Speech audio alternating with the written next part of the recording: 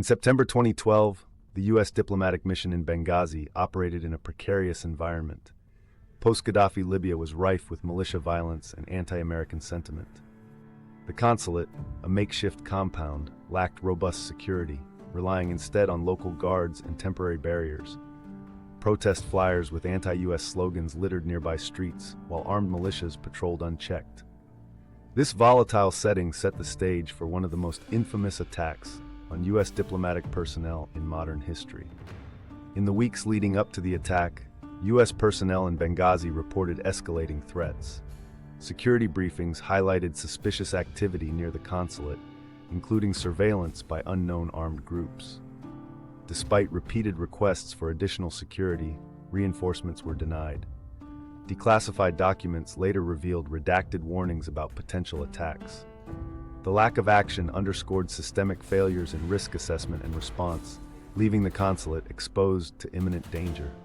On the night of September 11, 2012, armed militants stormed the U.S. consulate.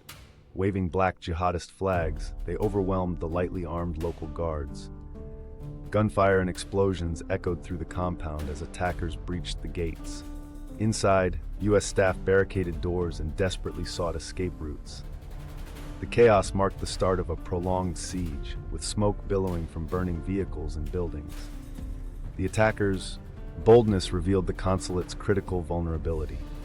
As the consulate came under sustained attack, defenders fought back with limited weapons. Diplomatic security personnel made frantic radio calls for military support, but help was hours away. Night vision footage later showed militants setting fires and advancing through the compound. Staff trapped inside relayed harrowing details of the assault to Washington. The delay in reinforcement highlighted the gap between on-ground realities and bureaucratic decision-making in crisis situations. A CIA quick reaction team stationed nearby rushed to the consulate but was ambushed en route.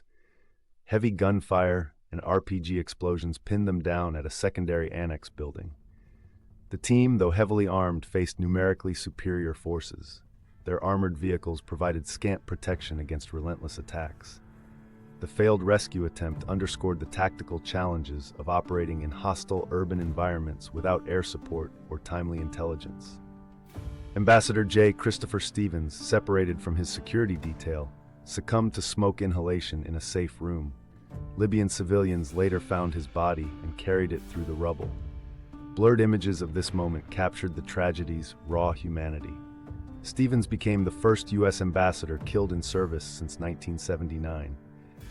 His death symbolized the high cost of diplomatic engagement in unstable regions and sparked intense scrutiny of security protocols. In Washington and military bases across Europe, confusion reigned.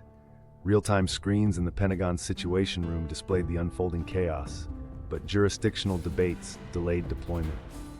Critical hours were lost, determining whether the attack was a localized incident or part of a broader assault.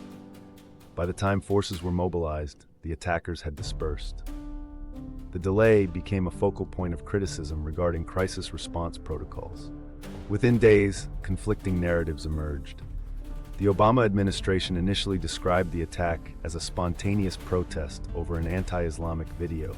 Later evidence confirmed it was a premeditated terrorist assault.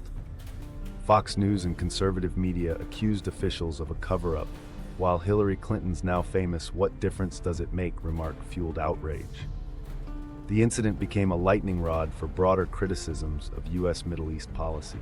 Republican-led congressional hearings grilled administration officials over security lapses.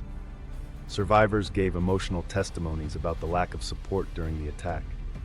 Clinton's testimony, particularly her defiant exchange with Senator Ron Johnson, became emblematic of the political polarization surrounding Benghazi. The hearings revealed systemic failures, but also devolved into partisan theater, further eroding public trust in government institutions.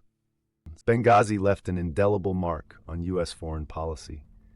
It exposed vulnerabilities in diplomatic security and fueled distrust between government branches. The attack was weaponized in political campaigns, with Benghazi becoming a rallying cry against perceived administrative incompetence. Memorials to the fallen stood in stark contrast to the partisan rancor, reminding observers that real lives were lost amid the political storm.